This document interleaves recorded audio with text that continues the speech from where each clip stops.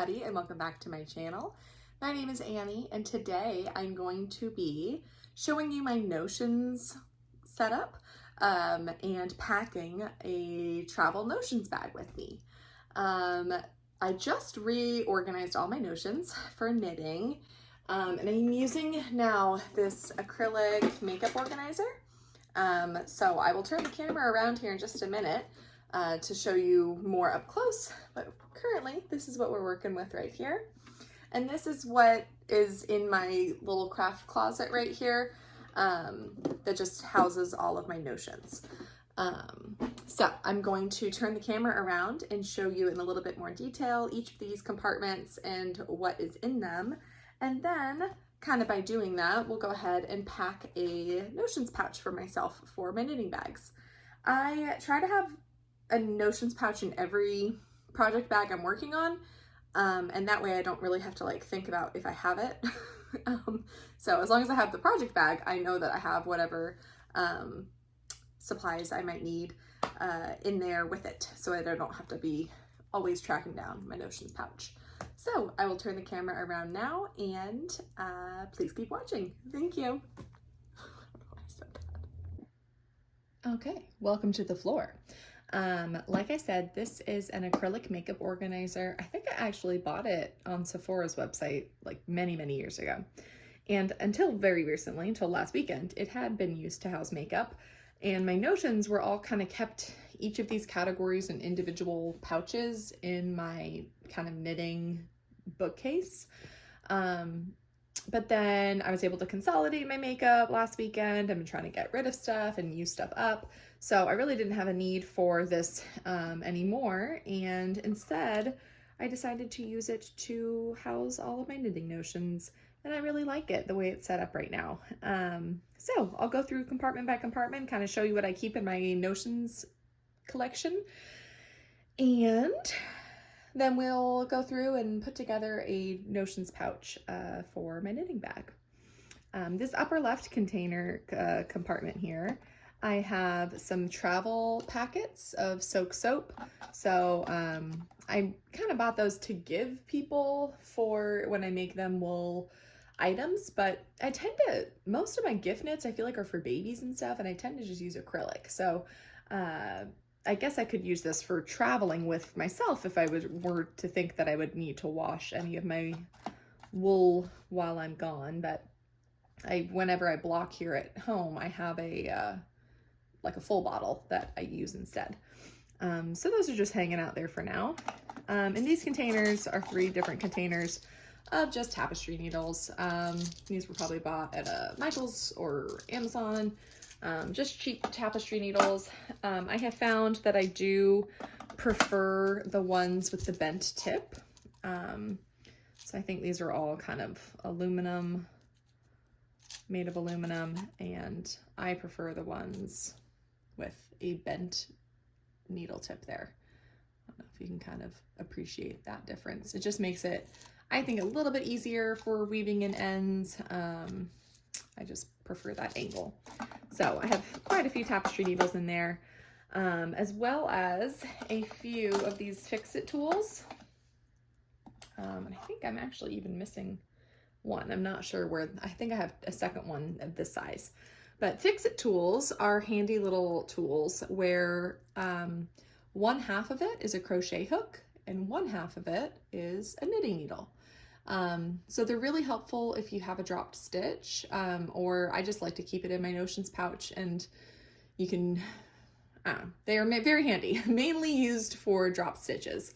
I suppose in a pinch it could even be used as a cable needle if you needed that. But this one's just a little bit of a longer version. I have 2 that are kind of this identical short version, and then I have this one that I believe was by Coco Knits, and it is a double-sided crochet hook. But it's the same size on both sides. I'm not really sure what the benefit is to double-sided hooks, but again, I mainly just use these for if I've dropped a stitch. These ones I bought on these ones I believe I bought at Michael's, and this one I believe I had gotten on Etsy when I bought another item in this drawer. So I'll put these back And then I also have a couple buttons. I thought I was going to make a cardigan last year, and then I ended up making a vest out of the materials instead. So I just have 2 sets of buttons that I was planning to use for that cardigan. So I'm sure at some point in my life they will be used. So this is kind of what I consider like a finishing drawer. So it's got kind of items needed to help finish a project. Over here are my stitch counters. I actually use these quite a bit. I've never been one that can do it on an app. And I sometimes can't even do it just from like counting my rows. I can count my rows between like stripes and stuff, but if it's about to see like how many rows it's been since an increase, I just think it's easier to use one of these. These are very handy. You can just slide them right on a knitting needle and then just twist whichever row you're on. This one's a little ring. I really love this one. I like how it's kind of rainbowy. But to be honest, this is probably the one I use the least, just because wearing it while you're knitting it, I feel like I end up needing both fingers to turn the thing, and then obviously my hands are usually full knitting. And then these ones I like. These ones as well as these guys. I'm sure I had just purchased at Michael's. But these you just kind of click, and then you can reset it just by twisting those back. Sometimes you have to pay attention. Sometimes you'll hear the click, but the number hasn't changed. So, I mean, they're probably not the, highest quality product in the world, but they are pretty helpful. And then if you were to put it in a project bag and you don't want to accidentally risk clicking it and getting off on your count, there's a little lever switch here at the bottom. You move that over, and now you can't change it. So those are my stitch counters. I always try to have one of those in my Notions kit as well. These are kind of fun. I don't always use these. Certain needles I feel like require them maybe a little bit more, or certain projects. And these are stitch stoppers.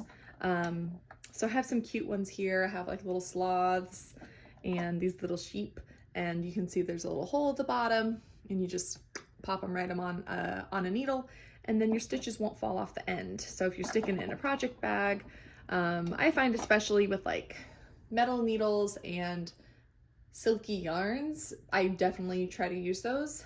These are similar, they're just not as cute. And then these ones are interesting because that's what both needles end up just kind of hugging together. So it also kind of just helps keep everything together.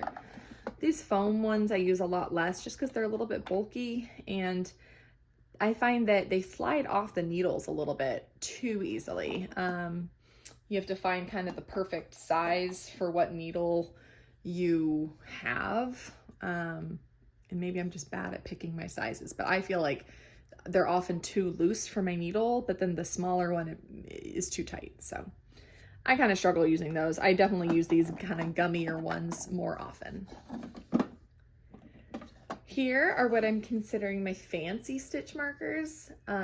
So I have some that are like souvenir stitch markers here from like my trips to Alaska.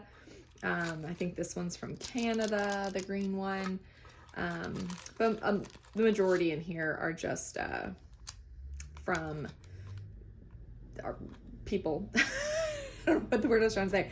Most of these ones down here, in fact, all of these really cute. Let me put this down so I can show you more. I love these guys. These are from an artist on Instagram called Charmed and Dangerous.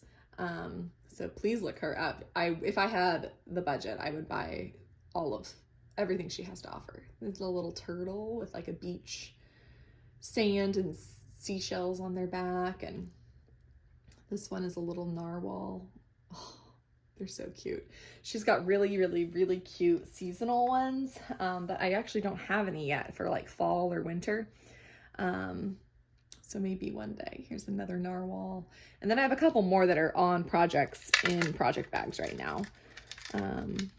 Here, I feel like I have a lot of summery ones between like the turtles and the narwhals, and I got a lemon and a little flamingo. I know I have a strawberry somewhere too. I must be on a project, in a project bag. And then the clasps on these are like earring backs. which are my favorite clasp because you can use them as a progress keeper and just like put it into your work, or you can slip it over your needle like a normal stitch marker. So I feel like these are the most versatile for me, and they're just easy to open and close as opposed to those little lobster claws that are kind of hard. So those are definitely my favorite. I feel like I try to use one of those on every project.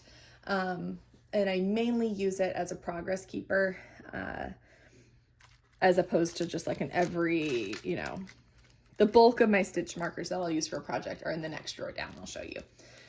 These ones here are from Wee Ones. I believe I bought them on Etsy, but they're just sweet little hedgehogs. And again, the same kind of earring clasp back and little unicorns. So that's my kind of specialized stitch markers there. And then the next drawer down is kind of my bulk stitch markers. So I have this thing that was just from Amazon, and this is, let's see, these are all caught on the tape there. This is just a container full of a rainbow of these little wire stitch markers, light bulb stitch markers, I think there's also called. These are my favorite for kind of everyday, every project type of stitch markers, or if I'm dividing out lace repeats or marking increases, because they're really lightweight. So as opposed to like some of the specialty ones, they're a little bit bigger, so I wouldn't want them to like stretch out the stitches. That's why I prefer to use those just mainly as progress keepers. Sorry, my leg is like not in a good position here, but it's falling asleep. So maybe I'll just move it a little bit there. There we go. Anyway, these are my favorite types of kind of bulk stitch markers, these light bulb stitch markers. And then these, I feel like I've just collected throughout the years. These come free, I feel like, with a lot of, I don't know. It's like I never remember having bought any of these, yet I have so many. And they're these plastic, kind of thicker ones. I definitely use these a lot as well, but I prefer the light bulb ones. These are just a little bit thicker, so sometimes if you're working with smaller or thinner yarn, I just wouldn't want them to like distort the stitches in any way. So that's those. Next drawer down is kind of like my measuring items. So I've got measuring tapes, either like the stretchy ones like this, like an actual measuring tape, or I have an old-fashioned, just regular measuring tape. This one I'll sometimes keep in my bag if I'm doing a smaller project, but it's a little slap bracelet type of ruler. Remember these guys? Oof. I lost my skill along the years. I also keep in here the Knitting barber cords, the try-on tubing. And this is what I had bought on Etsy that I think I had purchased that longer stitch fixer was with some of this. So this barber cord, if you've never seen it, each of these comes with like, I think 4 cords, 4 individual cords. And what you can do is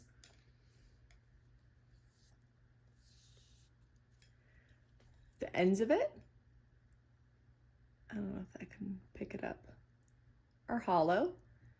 And then you can basically stick your needle tip into that little hole on both sides of this, and then slide your stitches off onto this cord.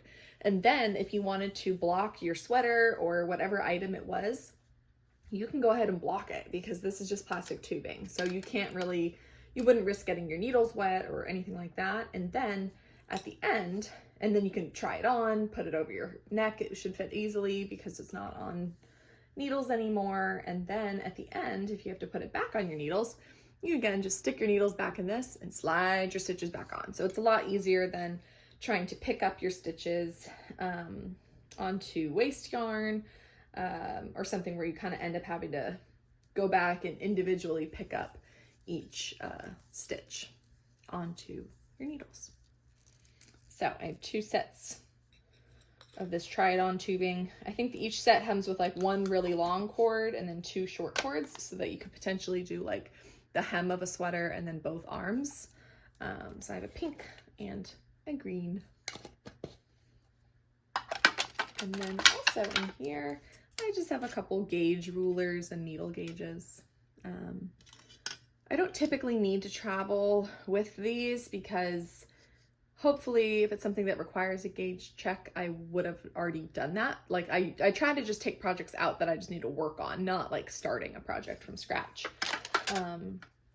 And I typically should know what size my needles are at that time as well. And then the last one here are just all my little scissors. So I have a fair few set of scissors.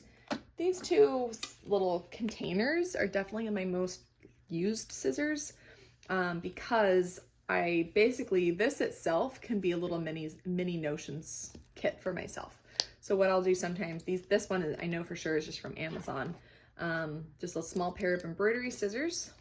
And then in this little pouch, I just will put 1 or 2 tapestry needles, a stitch fixer, and then in my bag, I just have to remember a couple stitch markers. And so this itself can just be kind of a whole kit if I need it to be. And same with this one here. This one I think was also from Coco Knits. It came with a different pair of scissors. So it came with rose gold folding scissors, which were great until I accidentally used them to try to cut open something plastic, and it kind of distorted, like they didn't cut very well after that. So those were donated. This pair of scissors is kind of a cute story. I took a quilting class when I was in like junior high at the local community college, and these were the pair of scissors that all the students had gotten. So I've had these scissors for probably 20 plus years, and they're still going strong. I use them all the time. So in this little pouch as well that came with the other pair of scissors, you can just stick some of those items that I'll use for on the go. And then I just have some other scissors. Got some unicorn rainbow scissors. Every girl needs one. And then some safety scissors. Sometimes when I travel, I'll try to make sure to bring safety scissors instead. But I mainly just wouldn't bring these to travel. Those blades look a little bit too long and sharp. But I've never had a problem traveling with small scissors like this. Or my knitting needles, well, except for one time. But no one's ever confiscated my knitting. No one's ever confiscated my needles. I've even traveled with your interchangeable needles. You sometimes need one of these T-pins. So if the needles I'm bringing for a project are my interchangeables, I will always travel with a T-pin as well, in case I need to make any adjustments to my needles or if they get loose. And so even with something like as actually sharp and pokey as that, I've never gotten anything confiscated. The only country I've ever had issues knitting has been in Colombia. They let them through, but every time I traveled in that country, which was a few different airports, the bag got detained, like thoroughly searched, hand inspected for because of the knitting needles. And then I had to, kind of explain in Spanish, like, I'm a knitter, this is, art, whatever. And they always let me keep them. However, like once I got through security and then was on the plane, I like took my knitting out to try to knit, and the flight attendant like came over and said, no, like, no, you can't have that. You can't have that. So it seemed to be an issue. But everywhere else in the world, I've never had any sort of issue. No one's ever even usually inspected my bag. Like it never even, causes my bag to get searched through security. So I don't know. But I appreciate that the officers were being so thorough and cautious and making sure that my knitting needles were not going to harm anybody. So, okay, so now I'm going to, because I had just put together kind of this new kit with all of this stuff last weekend, I had emptied out all of my Notions pouches. So I'm going to go through and you'll just see me kind of select a few things from each of these to put into my Notions pouch to put in my project bag. So the first thing, definitely, I will bring a couple needles. I always like to have sometimes even more than one tapestry needle just because they are small. They could easily grow legs. So we'll do a green and a blue. And we'll do one of these clicky ones for a stitch counter. If I'm traveling on a plane, the next place I travel will be on a plane. So I'm probably going to go ahead and just do this one. And that way I can thread this on my knitting needle and not risk it falling off or getting lost or falling out of my lap or something on the plane. So whenever I'm traveling on a plane, I try to keep everything like as contained as possible. I will bring 2 little stitch stoppers like that. In here, I'll probably just bring 1 kind of specialty stitch marker to use as a progress keeper. And then the rest I will bring as these kind of mass-produced ones. So let's see. I wasn't really going for any sort of color scheme, but that is kind of blues and greens already. So let me maybe do some purples. And if I know I'm doing a particular pattern, I'll make sure I have whatever stitch markers I need for that pattern. And let's do some hot pink.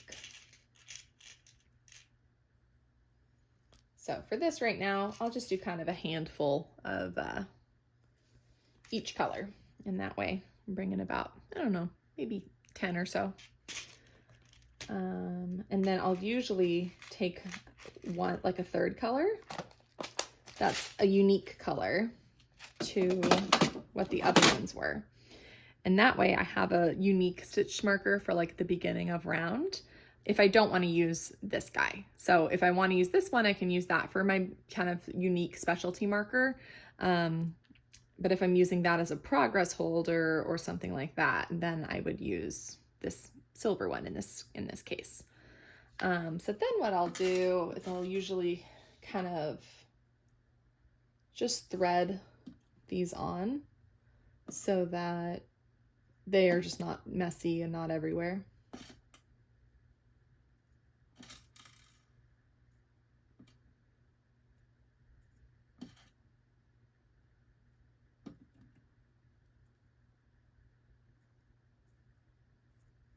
And close that up. So there, now I have a little bit of some stitch markers there. This one, I'll probably go ahead and just use the retractable one, just again, because if I'm on a plane, that's just going to be a little bit easier. And then for this case, I feel like this smaller pink one fits a little bit better. So that's the pair of scissors I'll bring. So what I'll typically do is go ahead and open that up. Oh, and I forgot my Fix-It tool. So I'll come back up here and I will grab, we'll do this silver one. So we'll go ahead and stick the Fix-It tool in there. And the tapestry needles in there. And actually, I think I usually put that silver one in the other case because it's a little bit longer. So change out one more time. I'll do the pink one. So now I've got 2 tapestry needles, my scissors, my Fix-It tool, and then I can even manage to stick the stitch markers in there. And now I really have, of course, literally the one time I'm on camera, it doesn't fit. There we go. Okay. It just wasn't at the right angle. I have a little all-in-one kit now. So sometimes if I'm just going out for like the day and I'm not on a trip or anything, this is all I'll throw in my purse. And that's perfectly sufficient. Especially if this is already on my project needles, because this, like I said, it can kind of be threaded right on there. So if this is already on my project, all I need is this. But if I'm just making a kit for traveling, then I'll kind of make sure that I have all the extras I need. And there we go. That's all I usually will travel with on my little trips in a notions pouch. And I just keep a couple of these empty little pouches. This is probably from a Target purse when I was in junior high. I actually distinctly remember the bag that this came with. Any sort of free coin pouch. I feel like I have a couple that are just from like giveaways for companies and whatever. So I use those. This one definitely I remember buying when I was at Harrods as a souvenir, but I bought it to be a knitting pouch and it's living its purpose. So thank you for watching, and please subscribe and stay tuned for my next video. Thank you.